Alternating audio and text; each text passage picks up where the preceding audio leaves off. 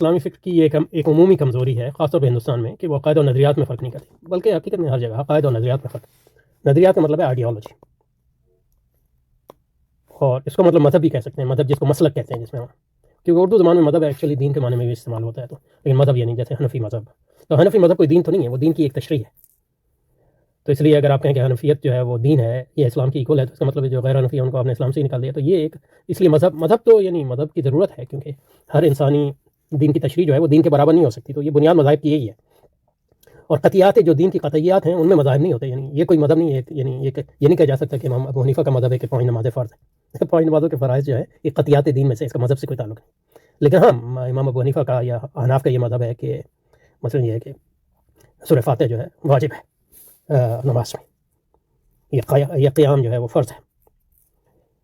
تکبیر تحریمہ جو ہے وہ شرط ہے، رکن ہے، شرط ہے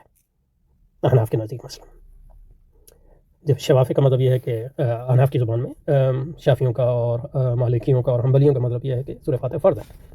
یعنی احناف کی اگر اصطلاحات کو استعمال کیا جائے۔ لیکن یہ کہ مثلا احناف جو ہیں وہ مذہب، احناف جو ہیں وہ فرض اور واجب میں فرق کرتے ہیں عموماً، ہمیشہ نہیں لیکن عموماً، تو یہ ایک اصطلاحی فرق ہے، جبکہ جو جمہور ہیں وہ فرض اور واجب کو ایک ہی معنی میں استعمال کرتے ہیں۔ تو یہ مذاہب ہے، اس کا مذاہب حق ہیں سارے، لیکن یہ کہ مذاہب کو دین سمجھنا چاہیے، بہت بڑی گمراہی ہے۔ اور اس میں جو بنیادی کتاب ہے پڑھنے کی اور سمجھنے کی، جن حضرات کو اس کی استعداد ہو، وہ امام غزالی رحمۃ اللہ علیہ کی کتاب، کیا کتاب تو نہیں، یہ چھوٹا سا رسالہ ہے،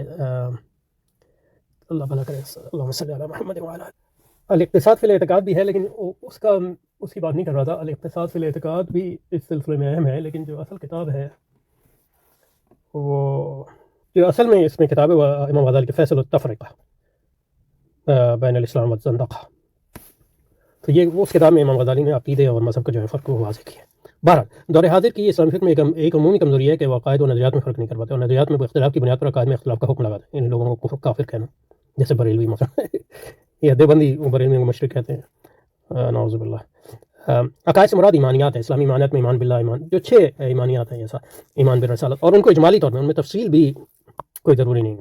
ایمان بالرسالت، قبر حشر، کیونکہ تفصیل میں اختلاف ہو سکتا ہے، قبر حشر، قیامت، جنت وغیرہ۔ ان عقائد پر ایمان لانا مسلمان ہونے کے لیے لازم ہے۔ ہر گروہ جو متذکرہ بالا عقائد پر ایمان نہیں رکھتا کافر ہے، اس کو کافر کہنا درست ہے، یعنی کافر عمومی معنی میں،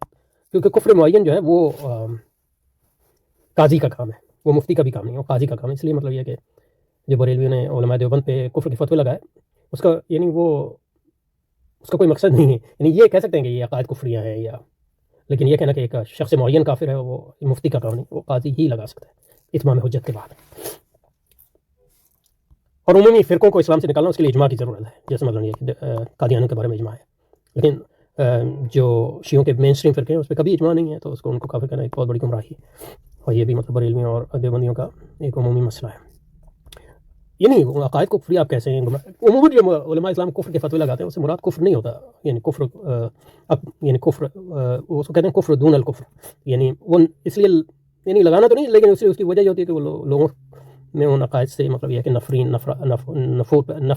نفرت پیدا کرنا چاہتے ہیں، یعنی اس سے لوگوں کو دور رکھنا چاہتے ہیں۔ اس لیے بہرحال نظریات سے مراد وہ تصورات یا تھیریز ہیں جو عقائد کے اظہار کے لیے ضروری ہیں، یعنی مذاہب مثلا دیوبندی اور بریلوی مکتب عقائد اسلامی کے فروغ کے لیے پیر و مرید جس نوعیت کا رشتہ قائم کیا جانا چاہیے، ان رسوم و روایت کی ادائیگی کے بارے میں دوسروں کی سنت سے ثابت نہیں، یعنی ہر چیز۔ تو تصوف کی ایک تو حقیقت ہے، وہ تو مطلب دین کا اصل ہے، لیکن بہت سی اس میں چیزیں ہیں جو لوگوں نے اپنے تجربات کی بنیاد پر بنائی، تو اس میں حلال حرام کی کوئی چیز نہیں ہے، وہ تو ایک تجربہ ہے، لیکن اس کو دین نہیں بنانا چاہیے۔ نہیں، آدمی کو میں اپنے تجارب سے پتہ چلا کہ کچھ قسم کے ذکر ان کو فائدہ دیتے ہیں کسی خاص وقت میں، تو اس کو جب جس حد تک مطلب یہ کہ اس کو لازمی نہ سمجھے تو وہ مباح ہے، اس قسم کی چیزیں